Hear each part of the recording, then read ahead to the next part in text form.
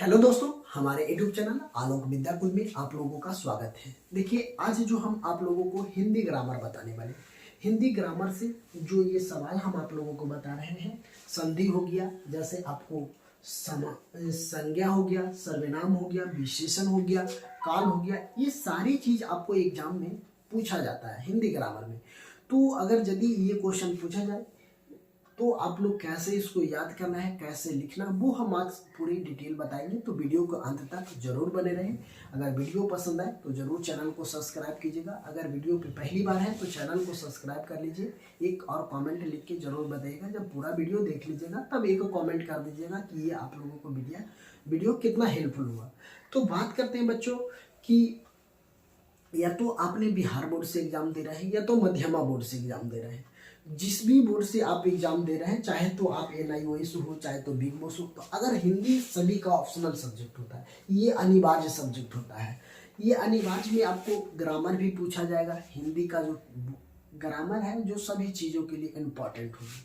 तो बात हम कर लेते हैं एक क्वेश्चन की। तो ये जैसे कि आपको कभी कभी पूछा जाता है कि ये संधि किसे कहते हैं, इसके कितने भेद होते हैं, है ना, उसका उदाहरण सहित लिखें। आपसे फिर एक सवाल आता है, संज्ञा किसे कहते हैं, इनको भेदों को मतलब वर्णन कीजिए, है ना। तो आपको जब इस टाइप का सवाल आपको एग्जाम में पूछा जाए तो आप क्या करेंगे, कैसे लिखेंगे, उसी को रिलेटेड आज हम जो बताए हैं आपको। सबसे फर्स्ट क्वेश्चन है संधि किसे कहते हैं, उसके बाद संज्ञा किसे कहते हैं, उसके बाद विशेषण की परिभाषा देते हैं, उनको भेदों को सुंदर मतलब उदाहरण के साथ लिखे। अब बात करते हैं शब्द किसे कहते हैं, शब्द के भेद लिखे। अब एक और है मेरा काल किसे कहते हैं, इसके भेदों को वर्णन कीजिए या सुदोहन कीजिए। ये सारी चीज एक ही होता है। तो चलिए, तो बच्चों और बात कर रहे हैं, जो भी बच्चा अगर हमारे चैनल से जुड़े हैं, जो चैनल को अभी तक सब्सक्राइब नहीं किए, वो चैनल को जरूर सब्सक्राइब कर लीजिए, ताकि हम ऐसा ही वीडियो डेली अपलोड करते रहते हैं। तो हमेशा आप लोगों को कहीं ना कहीं फायदे होगी। और एक कमेंट जरूर करेंगे सभी बच्चों, और वीडियो को शेयर कर दीजिए। जो भी आपका ग्रुप होगा उस ग्रुप में, या तो जो भी आपका दोस्त हो, भाई और बहन, वहाँ भी जरूर ये वीडियो को शेयर कीजिए, ताकि ज़्यादा से ज़्यादा लोगों को फायदा हो, हमें भी। चलिए, तो अब हम बात कर लेते हैं। सबसे पहले समझते हैं कि संधि किसे कहते हैं, ना, संधि के कितने भेद होते हैं। तो अगर हम संधि की बात करते हैं तो संधि दो वर्णों को मेल से होता है। क्या होता है, दो वर्णों से मेल को विकार उत्पन्न होता है, उसे हम क्या बोलते हैं, संधि बोलते हैं। उसके बाद इसका भेद की हम बात करते हैं तो संधि के तीन भेद होते हैं। कौन कौन होते हैं, अगर हम बात करते हैं तो व्यंजन संधि, विसर्ग संधि, एक स्वर संधि। संधि के कितने भेद होते हैं, तो संधि के तीन भेद होते हैं। संधि के भेद की तीन कौन कौन होंगे वो समझेंगे कि एक होता है स्वर संधि, एक होता है व्यंजन संधि, और एक होता है विसर्ग संधि। तो इसको उदाहरण के सहित लिखना होगा। इसी में आपको संधि विच्छेद भी आता है ना। तो संधि विच्छेद करने की बात कहा जाएगा तो संधि विच्छेद भी आप लोग आसानी से करेंगे। तो यहीं से आपको संधि विच्छेद करने के लिए समझना होगा। चलिए, ये बात तो हो गया। और बच्चों, जो भी आप लोगों को हिंदी में जो अनुवाद होता है, ये क्या बोलते हैं, मुहावरा की बात कर लेते हैं। तो मुहावरा का एक वीडियो हम आप लोगों को अपलोड कर देंगे, तो कि जो उससे जो मुहावरा से जो इम्पोर्टेंट हो, ऐसे जो इम्पोर्टेंट क्वेश्चन होगा मुहावरा का, वो हम अपलोड करने का जरूर प्रयास करेंगे। चलिए, तो समझते हैं क्वेश्चन को। क्वेश्चन मेरा कर रहा है कि संधि को परिभाषित पहले करेंगे। सबसे पहले क्या करेंगे कि संधि को परिभाषा करेंगे। तो जब संधि को हम परिभाषा करते हैं तो लिखते हैं कि दो वर्णों को मेल से उत्पन्न विकार को संधि कहते हैं। साफ शब्दों में लिख देना है कि दो वर्णों को मेल से उत्पन्न विकार को हम क्या बोलते हैं, संधि बोलते हैं। क्या बोलेंगे, संधि बोलेंगे। उसके बाद लिखेंगे संधि के तीन भेद होते हैं। संधि के कितने भेद होते हैं, या तो लिखेंगे संधि तीन प्रकार के होते हैं, या तो लिखेंगे संधि की तीन भेद होते हैं। चलिए, उसके बाद लिखेंगे, पहला में लिखेंगे स्वर्ण संधि, उसके बाद लिखेंगे दूसरा में व्यंजन संधि, और तीसरा लिखेंगे विसर्ग संधि। तो अगर हम बात कर लेते हैं बच्चों की, अगर हम संधि तो तीन भेद होती है, लेकिन स्वर संधि किसे कहते हैं, व्यंजन संधि किसे कहते हैं, विसर्ग संधि किसे कहते हैं, उसको उदाहरण सहित लिखें। तब जाके क्या करिएगा, लिखेंगे कि दो वर्णों को, है ना, क्या करा, दो स्वरों को, सॉरी यहाँ पे करा, दो स्वरों वर्णों को मिलने से उत्पन्न विकार को स्वर्ण संधि कहते हैं। क्या लिखेंगे कि दो स्वर्ण वर्णों को मिलने से उत्पन्न विकार को हम स्वर्ण संधि कहते हैं। जैसे अगर हम बात करते हैं विद्या प्लस आर्थी, विद्या प्लस आर्थी का मतलब होता है विद्यार्थी। आपसे ऑब्जेक्टिव सवाल यहां से भी आएगा कि विद्यार्थी का संधि विच्छेद करेंगे तो हम क्या करेंगे, विद्या प्लस आर्थी मतलब विद्यार्थी। चलिए, तो इसमें क्या हो रहा है, दो स्वर्ण का प्रयोग हो रहा है ना, दो स्वर्ण वर्ण का प्रयोग हो रहा है ना, उसी को। चलिए उसके बाद देखिए गिरीश प्लस ईसा है ना, गिरीशा क्या हो जाएगा, गिरी प्लस ईसा होता है गिरीश, क्या होता है गिरीश। तो ये आपको दो उदाहरण भी हो गया, कोई दिक्कत नहीं है। अब हम बात कर लेते हैं व्यंजन संधि की, है ना। तो कह रहे ना व्यंजन वर्णों के साथ साथ स्वर्णों या व्यंजनों वर्णों को मिलने से उत्पन्न विकार को हम व्यंजन संधि कहते हैं। तो सबसे पहले स्वर्ण संधि के बारे में आप लोग जानते होंगे कि जिसको हम आ ई, ये जो होता है स्वर्ण वर्ण होता है। व्यंजन संधि की हम बात करते हैं तो का से लेके ज्ञ तक जो होता है वो होता है व्यंजन संधि। तो यहाँ पे देखिए क्या कर रहा है, व्यंजन संधि का परिभाषित करेंगे कि व्यंजन वर्णों के साथ स्वर्ण या व्यंजन वर्णों के मिलने से उत्पन्न विकार को हम व्यंजन संधि कहेंगे, है ना। व्यंजन संधि जैसे स्वर्ण संधि और व्यंजन संधि दोनों को मिलने से जब बनता है उसे हम क्या बोलते हैं, व्यंजन संधि बोलते हैं। जैसे जगत प्लस ईसा, है ना, जगत प्लस ईसा मतलब होगा इसका जो संधि विच्छेद कर, जगदीश का संधि विच्छेद करेंगे तो क्या हो जाएगा मेरा, जगत प्लस ईसा, क्या हो जाएगा, जगत प्लस ईसा। यहाँ पे देखिए दूसरा है सत्य प्लस जन मतलब सौजन, सौजन। चलिए विसर्ग संधि, विसर्ग संधि की कहने के बात करते हैं तो विसर्ग मतलब होता है विसर्ग, यहाँ पे ऐसे किसी पर चंद्र बिंदु देना, ये सब ये क्या है, विसर्ग संधि में आता है ना। चलिए तो लिखेंगे विसर्ग के साथ स्वर्ण या व्यंजन वर्णों को मिलने से उत्पन्न विकार को हम व्यंजन संधि कहते हैं। जैसे अगर बात हम कर लेते हैं व्यंजन संधि में, तो व्यंजन संधि में एक चीज ध्यान दीजिएगा कि जिस भी स्वर्ण हो या व्यंजन हो, दोनों में अगर हम विसर्ग लगाएंगे तो वो क्या हो जाएगा, विसर्ग संधि। इसमें दोनों को सहायता लिया जाता है ना, स्वर्ण संधि और व्यंजन संधि दोनों को सहायता लिया जाता है ना। उसमें जैसे हम बात कर लेते हैं नी और प्लस हार, क्या हो जाएगा इसका, निहार। यश प्लस दशा या अयोसोदा हो जाएगा, क्या हो जाएगा, असोदा। चलिए अब हम बात कर लेते हैं नेक्स्ट सवाल, यहाँ पे संज्ञा, है ना। तो संज्ञा किसे कहते हैं, इनके भेदों को दोहरा, है ना, बताना है, सही से लिखना है ना। तो हम करें सबसे पहले संज्ञा। तो संज्ञा की परिभाषा की अगर हम बात करते हैं तो सबसे पहले अगर हम संज्ञा की परिभाषा लिखेंगे, किसी प्राणी वस्तु स्थान और भाव को नाम को हम संज्ञा कहते हैं। या तो लिख सकते हैं किसी जाति, है ना, किसी प्राणी वस्तु स्थान और भाव को नामों को हम क्या बोलते हैं, संज्ञा कहा जाता है ना। चलिए तो इसको परिभाषित कर देंगे, किसी प्राणी वस्तु स्थान और भाव और जाति आदि को नाम को हम क्या बोलते हैं, संज्ञा बोलते हैं। ऐसे भी लिख सकते हैं, जैसे में हमको राम कृष्णा, ये राम क्या है, एक खास नाम है। एक कुर्सी की बात करते हैं, वस्तु का नाम है। कैमरा एक वस्तु का नाम है। भारत एक देश का नाम है। गर्मी एक मौसम की, है ना। मिठास, इसमें कुछ मिठास भी क्या है, एक भाव है ना। मिठाई क्या है, मिठाई क्या है, एक भाव है आदि। चलिए तो ये जो हमको परिभाषा हो गया संज्ञा का, इसको उदाहरण लें। अब कारण है कि संज्ञा के 5 भेद होते हैं। संज्ञा के कितने भेद होते हैं, तो संज्ञा के 5 भेद होते हैं। तो संज्ञा के 5 भेद होते हैं, कौन कौन होते हैं, लिखेंगे जातिवाचक संज्ञा, व्यक्तिवाचक संज्ञा, भाववाचक संज्ञा और समूहवाचक संज्ञा, द्रववाचक संज्ञा। अगर हम बात करते हैं जातिवाचक संज्ञा की परिभाषित करेंगे तो किसी खास जाति का बोध कराता है उसे हम जातिवाचक संज्ञा कहेंगे, है ना। क्या बोलेंगे, किसी खास जाति का बोध कराता है उसे हम क्या बोलेंगे, जातिवाचक संज्ञा। जैसे आदमी, मर्द, औरत किसी खास जाति का हो रहा है, जैसे हम इसका परिभाषित करेंगे जाति, इनमें से जाति भर का बोध होता है उसे क्या बोलेंगे, जातिवाचक संज्ञा, जिसे किसी खास जाति का बोध हो। जैसे लड़का हो गया, लड़की हो गया, औरत हो गया, मर्द हो गया, आदमी, गाय, बैल, पशु, कमल, फूल आदि, ये सब क्या है, किसी खास जाति का बात कर रहा है ना। व्यक्तिवाचक कह रहे हैं कि किसी खास व्यक्ति को नाम को ही हमें क्या बोलते हैं, व्यक्तिवाचक संज्ञा। जैसे बात हम करते हैं किसी खास व्यक्ति, वस्तु और जगह को नाम को ही व्यक्तिवाचक संज्ञा कहेंगे। चलिए तो यहाँ लिखेंगे इनमें से किसी खास व्यक्ति वस्तु जगह आदि का बोध होता है उसे हम क्या बोलते हैं, व्यक्तिवाचक संज्ञा बोलते हैं। जैसे अगर मान लीजिए राम कोई खास व्यक्ति का नाम है, रहीम, रजिया, डाली, चांद, सूरज, पृथ्वी और पटना कोई खास जगह का नाम है, जैसे हमारी पटना है जो पटना की राजधानी, तो किसी खास जगह हो गया, तो ये व्यक्तिवाचक संज्ञा के अंतर्गत आएंगे। चलिए भाववाचक संज्ञा की अगर हम बात करते हैं कि भाववाचक संज्ञा किसे कहते हैं, तो भाववाचक संज्ञा में हम बोलेंगे इनमें किसी व्यक्ति या वस्तु को गुण और दोष और स्वभाव आस्था आदि का बोध होता है उसे हम क्या बोलते हैं, भाववाचक संज्ञा।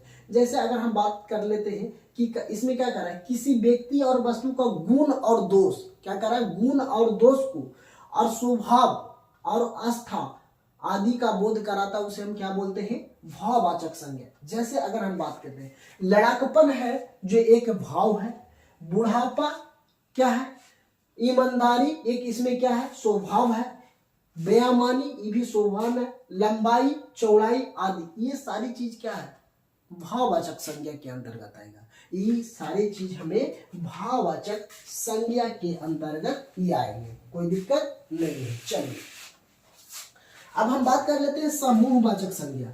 समूहवाचक संज्ञा, तो समूहवाचक संज्ञा कहने से ही अर्थ होता है कि कहीं न कहीं समूह का बोध होता होगा, है ना। तो इसमें लिखेंगे इनमें से एक ही तरह के व्यक्तियों का वस्तुओं का समूह का बोध होता है तो उसे हम क्या बोलते हैं, हम समूहवाचक संज्ञा बोलते हैं। जैसे अगर हम बात करते हैं परिभाषित के इसको लिखने की, तो आप अपने तरीका से भी लिख सकते हैं। लिखेंगे इनमें एक की तरह व्यक्ति एवं वस्तुओं का, है ना, क्या होता है, समूहों का बोध होता है उसे हम क्या बोलते हैं, समूहवाचक संज्ञा बोलते हैं। जैसे अगर हम बात करते हैं सोना एक समूह में होता है, चांदी एक समूह में होता है, घी एक समूह में होता है ना, ये तेल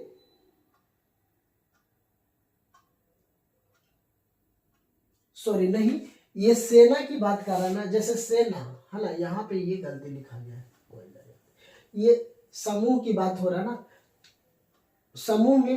तो ये सारी चीज जैसे हो गया। अगर हम बात कर लेते हैं ये भाषण, सभा, है ना, ये सभा हो गया, सभा हो गया, मीटिंग हो गया, ये सारी चीज किस में आता है, समूहवाचक में आता है। अगर ये कोचिंग संस्था में जब लड़का पढ़ते हैं तो एक समूह में पढ़ते हैं, तो ये क्या हो जाएगा, हमको समूहवाचक संज्ञा में आ जाएगा। चलिए अब यहाँ पे देखिएगा द्रववाचक संज्ञा। द्रव की बात कर रहा है, कोई द्रव या वस्तु जिसमें नापा या तौला जाए उसे क्या बोलते हैं, द्रववाचक संज्ञा बोलते हैं। द्रववाचक संज्ञा किसको बोलते हैं कि कोई द्रव या वस्तु नाप या तौला जाए उसे हम क्या बोलते हैं, द्रववाचक संज्ञा बोलते हैं। अगर जैसे हम बात करते हैं सोना को हम क्या करते हैं, नापते हैं या तौलते हैं, है ना, तौलते हैं, इसको नापते नहीं है। चांदी, घी को हम क्या करते हैं, नापते हैं। तेल को क्या करते हैं, नापते हैं। कपड़ा को क्या करते हैं, इसको मापते हैं ना, लकड़ी को मापते हैं, कोयला को क्या करते हैं, तौलते हैं। तो ये सारी चीज किस में आएगा, तो द्रववाचक संज्ञा में आएगा, समूहवाचक संज्ञा में। जैसे झुंड होना, इकट्ठा होना, समूह, ये सारी चीज समूह में आएगा, है ना। तो ये बात समझिए कि संज्ञा की अगर परिभाषा पूछा जाए, संज्ञा की भेद पूछा जाए, उसके उदाहरण साथ लिखे, तो ये सारी चीज लिखेंगे तो आपका कहीं भी कोई दिक्कत नहीं होगी। चलिए तो ये सारी चीज अभी हम संधि और संज्ञा बताए, वो अच्छी तरह से आप लोगों को समझ में आ गया होगा। चलिए अब नेक्स्ट आता है विशेषण की परिभाषित देते हुए उनके भेदों का सोधरण लिखिए, है ना, मतलब उसकी भेदों को वर्णन कीजिए। तो चलिए अगर हम बात करते हैं विशेषण की, तो विशेषण का परिभाषा की अगर हम बात कर लेते हैं बच्चों, तो विशेषण का परिभाषा होता है, विशेषण उसे कहते हैं जो शब्द संज्ञा एवं सर्वनाम की विशेषता जैसे गुण हो, दोष हो, संख्या, परिमाण, दशा आदि का विषम बतलाए उसे हम क्या बोलते हैं, विशेषण कहते हैं। उसे क्या बोलेंगे, विशेषण। तो अगर विशेषण की परिभाषा आपसे पूछा जाए तो क्या बोलेंगे, विशेषण उसे कहेंगे जो शब्द संज्ञा, है ना, लिखेंगे जो शब्द संज्ञा एवं सर्वनाम की विशेषता, गुण, है ना, दोष, संख्या, परिक्रम तथा दशा आदि का विषम बतलाए उसे हम क्या बोलेंगे, विशेषण कहेंगे, उसे विशेषण कहते हैं। चलिए ठीक है, कोई दिक्कत नहीं, यहाँ वाला सब पहले लिखा गया, कोई दिक्कत नहीं है, यहाँ पे होना चाहिए तो ये पहले हो गया, इससे कोई प्रॉब्लम नहीं है। यहाँ से परिभाषा समझेंगे, जो शब्द संज्ञा एवं सर्वनाम की विशेषता बतलाती है ना, या गुण या उसका दोष या संख्या या परिमाण और दशा आदि का बोध कराता है, उसे हम क्या बोलेंगे, विशेषण बोलेंगे। अगर हम बात कर लेते हैं कि विशेषण की भेद की, तो विशेषण की 5 भेद होते हैं। विशेषण के कितने भेद होते हैं, तो विशेषण के हमें 5 भेद होते हैं। तो कौन कौन होते हैं वो भी समझेंगे। तो पहला होता है संख्यावाचक विशेषण, दूसरा होता है परिमाणवाचक विशेषण, तीसरा जो होता है गुणवाचक विशेषण, चौथा जो होता है सर्वनामिक विशेषण, है ना, क्या होगा, सर्वनामिक विशेषण। तो अगर हम बात करते हैं विशेषण की, तो विशेषण के कितने भेद, तो विशेषण के 4 भेद कौन कौन होंगे, संख्यावाचक विशेषण, परिमाणवाचक विशेषण, गुणवाचक विशेषण, और चौथा जो होगा हमको सर्वनामिक विशेषण होगा। तो इसको बोला है उदाहरण सहित लिखे। अगर संख्यावाचक विशेषण की अगर हम बात करते हैं, तो इसका उदाहरण की हम बात करते हैं, तो कुछ बालिकाएं 3 लड़के, है ना, क्या है, कुछ बालिकाएं की मतलब बहुत सारे बालिका होता है ना। अब कुछ बालिका, 3 लड़के, बहुत बंदर आदि, ये सारी चीज आएगा संख्यावाचक विशेषण में। परिमाणवाचक विशेषण की हम बात करते हैं, तो परिमाण में बहुत हो गया, थोड़ा हो गया, पूरा आदि, ये सारी चीज परिमाण में होता है। इससे क्या होता है, परिमाण में। चलिए गुणवाचक, अगर हम कोई किसी के बारे में, गुण के बारे में जानते हैं, तो उसमें कुछ हो सकता है, या तो गुण हो, गुण का मतलब होता है अच्छा है, भला है, किसी का भला कर रहा है, नेक है, दुरुस्त है, लाल, लंबाई, ये सारे चीज का उसमें गुण है ना। अगर हम मान लिया जाए कि अभी हम पढ़ा रहे हैं आपको, तो हमें एक पढ़ाई मतलब पढ़ाने का गुण है, तो ये किस में आएगा, गुणवाचक विशेषण में आएगा। क्या आएगा, गुणवाचक विशेषण में आएगा। अब इस सर्वनामिक विशेषण की बात करते हैं, जैसे या हो गया, वह हो गया, कौन, क्या, कोई, कुछ आदि, ये सर्वनामिक। अगर हम किसी से बात करेंगे तो बोलेंगे वहां जाओ, यहाँ आओ, है ना, तो ये क्या होगा, सर्वनामिक विशेषण में आएगा। चलिए नेक्स्ट है मेरा कि शब्द किसे कहते हैं और शब्द के भेद लिखे, है ना। क्या कर रहा है, शब्द किसे कहते हैं, इसके भेद के साथ वर्णन कीजिए। ऐसे भी सवाल आपको एग्जाम में आएगा। तो सबसे पहले आप क्या करेंगे, शब्द को परिभाषित करेंगे। शब्द वर्णों और क्या कर रहा है, शब्द वर्णों और मात्राओं के मेल से बनते हैं, ध्वनि की मेल से बने सार्थक वर्ण समुच्चय शब्द को कहा जाता है ना। समुदाय शब्द कहने का अर्थ होता है ना कि शब्द वर्णों और मात्रा जो, अगर मान लिया कोई शब्द अगर हम बनाएंगे, उसमें हमको क्या, एक शब्द का प्रयोग होगा। जैसे अगर हम स्वर्ण बन ले या तो व्यंजन बन ले, ये दोनों ही शब्द में ही है ना। तो शब्द और वर्णों क्या करा, शब्द और वर्णों और मात्रा, जो मात्रा होता है उनको मेल से, उन दोनों को मिलाने पर ही एक शब्द का निर्माण होता है। अगर हमें मान लिया जाए कि हम अपना नाम लिखते हैं, तो जब हम अपना नाम लिख रहे हैं तो उसमें क्या क्या आएगा। अगर मान लिया जाए कि आलोक नाम है मेरा, तो आ हो गया, यहाँ पे लो हो गया, तो यहाँ ला हो गया, औकार हो गया, ये क्या होगा, मात्रा हो गया, है ना, मात्रा जुट रहा है का। तो देखिए यहाँ पे स्वर्ण वर्ण का प्रयोग हो रहा है, यहाँ पे देखिए व्यंजन वर्ण का, और यहाँ पे मात्रा का भी प्रयोग हो रहा है। तो इसको क्या बोलेंगे हम, एक शब्द बन गया, नया शब्द बन गया ना, आलोक हो गया। तो ये क्या हो गया, शब्द हो गया। तो कह रहा शब्द किसे कहते हैं, शब्द वर्णों और मात्राओं के मेल से बनता है और ध्वनियों की मेल से बने सार्थक वर्ण समुदाय की शब्द कहा जाता है। जैसे घर, जैसे यहाँ पे हम घर लिखे प्लस रा, तो क्या हो गया, घर एक शब्द बन गया, है ना। अब हम बात यहाँ पे देख लेते, का प्लस म प्लस ला, ये कलम, कमल, तो कमल बना तो एक शब्द बन गया ना, क्या बना है, एक शब्द बना। तो उसी प्रकार से हम शब्द को परिभाषित करें। अब यहाँ देखिए शब्द के भेद की बात कर रहा है ना। तो शब्द के भेद 3 होते हैं, है ना। शब्द के कितने प्रकार के होते हैं, तो शब्द 4 प्रकार के होते हैं। आर्थिक दृष्टि से अगर बात हम करते हैं, तो पहला होगा अर्थ की दृष्टि से, अर्थ के दृष्टि से, है ना। दूसरा होता है उत्पत्ति की दृष्टि से, अर्थ की दृष्टि मतलब कोई किसी चीज के बारे में अगर हम शब्द बनाना है तो उसको सबसे पहले अर्थ समझेंगे। तो अर्थ के दृष्टि से एक हो गया। दूसरा होगा उत्पत्ति की दृष्टि से। अगर मान लीजिए कोई शब्द लिखना है या कोई चीज लिखना है तो सबसे पहले उसको उत्पत्ति लिखिए। उत्पत्ति होता है कि कहाँ से कहानी है, कैसे है, तो उत्पत्ति के आधार पर। दूसरा होता है व्युत्पत्ति के आधार पर, जैसे बनावट हो गया, रचना। अगर मान लीजिए कोई कहानी लिख रहे हैं तो उसमें कुछ ना कुछ बनावट होगा, है ना। उसके बाद रचना करेंगे। चलिए, रचना की दृष्टि से। चौथा होता है प्रयोग की दृष्टि से। अगर हम प्रयोग करेंगे ना किसी चीज के बारे में, अगर हमको अभी पढ़ाना है आप लोगों को, तो कहीं ना कहीं हम सबसे पहले अर्थ सोचे हैं कि हमको क्या पढ़ाना है। अगर विशेषण पढ़ाना है तो विशेषण के बारे में सोचे, तो यह समझे। उत्पत्ति किए, उसके बाद हम क्या किए, व्युत्पत्ति मतलब बनावट किए। इसको बनावट मतलब अच्छा शब्द जोड़े कि कौन ऐसा शब्द जोड़े कि ताकि एग्जाम में इसका सही सटीक हो, है ना। उसके रचना किए। उसके बाद क्या किए, हम प्रयोग कर दिए। प्रयोग मतलब आप लोगों को बता दिए, तो ये प्रयोग हो गया। चलिए, तो शब्द के बारे में भी आप लोग अच्छी तरह से समझ गए। अब हम बात कर लेते हैं, लास्ट है मेरा, कि काल किसे कहते हैं। इनको भेदों को वर्णन कीजिए या सुधारण कीजिए, है ना, सुधारण कीजिए। तो वर्णन कीजिए या जो भी ऐसा सवाल एग्जाम में दिया जाए तो सबसे पहले क्रिया की परिभाषा करेंगे।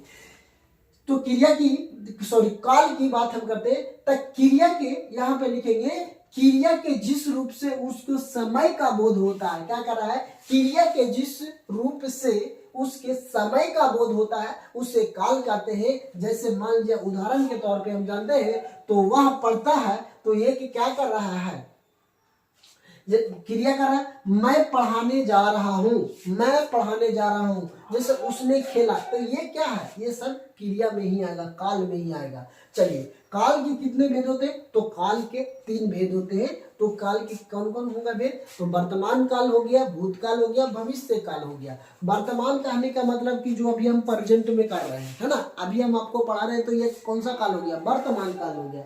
भूतकाल की बात करते हैं, जो बीता हुआ बात, है ना, क्या होता है, जो बीता हुआ बात। अगर मान लिया जाए कि हमने आपको कल संस्कृत ग्रामर पढ़ाए हैं, तो ये क्या हो गया, भूतकाल, बीता हुआ बात हो गया। तीसरा जो है भविष्यकाल। अगर हम अभी से आपको बोल दे कि आपको कल हम ज्योग्राफी का सोशल साइंस का दीर्घोत्तरीय प्रश्न हम बताएंगे, तो ये भविष्य की बात कर रहे हैं। किसका बात कर रहे हैं, हम भविष्य की बात कर रहे हैं। ये नहीं आपको हम बोल रहे हैं कि पढ़ाई, तो भविष्य काल में यही होता है। चलिए, तो अब समझ गए। वर्तमान काल हम अभी आपको पढ़ा रहे हैं, ये वर्तमान काल में हो गया। भूतकाल, अगर जो हम कल आपको पढ़ाए हैं वो भूतकाल हो गया। अगर भविष्य काल, जो हम कल आने वाले की बात कर रहे हैं कि कल जो हम आपको सोशल साइंस पढ़ाएंगे उसे हम क्या बोलेंगे, भविष्य काल में ही मानेंगे। चलिए, तो एक को हम परिभाषा समझ लेते हैं। वर्तमान काल, जिस क्रिया के वर्तमान में होने का बोध हो उसे हम क्या बोलेंगे, वर्तमान काल। जैसे कि अभी हम पढ़ा रहे हैं तो हम किस काल में काम कर रहे हैं, तो वर्तमान काल में काम कर रहे हैं, है ना। तो लिखिए, इसका परिभाषा क्या करें, जिस क्रिया के वर्तमान में होने का बोध हो उसे हम क्या बोलेंगे, वर्तमान काल। जैसे अर्थात हम बात करते हैं जब काम चालू समय में होता रहता है तब वर्तमान काल में होता है। हम अभी आपको क्या बोले कि जब हम अभी आपको पढ़ा रहे हैं तो ये कौन काल में आएगा, वर्तमान काल में आएगा। चलिए, जैसे राम किताब पढ़ता है, अगर मान लीजिए राम किताब पढ़ता है तो ये भी पढ़ रहा है, तो ये वर्तमान काल की बात कर रहा है। तुम लिखते हो, कुत्ता भौंक रहे हैं, ये सारी चीज किस काल में आएगा, तो वर्तमान काल में आएगा। चलिए, अब है नेक्स्ट है मेरा कि भूतकाल की बात कहा जा रहा है कि भूतकाल किसे कहेंगे, जिस क्रिया से, है ना, क्या करा बच्चों, जिस क्रिया से यह पता चल जाए कि बीते हुए समय में काम हो चुका है उसे हम क्या बोलेंगे, भूतकाल बोलेंगे। अभी हम आपको साफ शब्दों में बोले, क्या बोले कि जो भी इससे आज से पहले, अगर हम कल जो 21 तारीख को हमने आपको जो हमने पढ़ाया है वो किस काल में आएगा, तो भूतकाल में आएगा, है ना। जैसे उसने पढ़ा, मान लीजिए कि आप, मान लीजिए हम आपको बोलते हैं कि आपने पढ़ लिया, तो कब पढ़ा, बीता हुआ बात है ना, भी ये भूतकाल में आ जाएगा। अगर तो वे लोग जाते हैं, हम जा रहे हैं, तो हम जा रहे हैं, तो ये क्या हो गया, भूतकाल में। चलिए, नेक्स्ट है मेरा भविष्य काल, है ना, भविष्य काल। तो भविष्य काल के लिखेंगे जिस क्रिया के भविष्य में होने का ज्ञान हो उसे हम भविष्य काल बोलते हैं। जैसे हम अभी आपको बता रहे हैं बच्चों कि अगर हम आपको कल के बारे में बोल रहे हैं कि कल आपकी कक्षा बंद रहेगा, क्या रहेगा, कल आपकी कक्षा बंद रहेगा, तो ये किस काल में आएगा, तो बात हम कर लेते हैं, ये भविष्य काल की बात हम कर रहे हैं कि कल आपकी कक्षा बंद रहेगा, तो ये भविष्य काल की बात कर रहे हैं। जैसे अगर हम मान लिया जाए कि हाँ उदाहरण के तौर पे जानेंगे तो लिखेंगे मैं स्कूल जाऊंगा, क्या करा, मैं स्कूल जाऊंगा, तो कब जाएंगे, कल जाएंगे, कल परसों ये जाएंगे। सिर्फ यहाँ बोला मैं स्कूल जाऊंगा, वह खेलेगा, तुम पढ़ोगे, ये सारी चीज जो बात है बच्चों, ये सारे जो हमको आएगा भूतकाल सॉरी भविष्य काल में, इसमें आएगा भविष्य काल में आएगा। तो ये सारे जो हम आप लोगों को बताए हैं संस्कृत ग्रामर में, यहाँ से इससे ज्यादा क्वेश्चन आपको नहीं पूछा जाएगा। अगर पूछेगा तो यही पूछेगा, और नहीं तो एक और पूछेगा, सर्वनाम पूछ लिया जाएगा, है ना। ये जो इम्पॉर्टेंट होता है सर्वनाम, तो सर्वनाम को भी हम कोशिश जरूर करेंगे, आप लोग जरूर कमेंट करके बताएंगे, तो हम इसका भी प्रयास करके आप लोगों को बताने का जरूर प्रयास करेंगे। तो ये सारी चीज़ों आप लोगों को समझ में आ गया होगा। तो आप लोग हमारे चैनल पे नए होंगे, जो भी बच्चे नए हैं तो हमारे चैनल को जरूर सब्सक्राइब कर लीजिए और अपने दोस्तों के साथ ये वीडियो जरूर शेयर कीजिए। तो थैंक यू दोस्तों, फिर मिलते हैं आप लोगों के बीच नेक्स्ट कक्षा में। तो थैंक यू।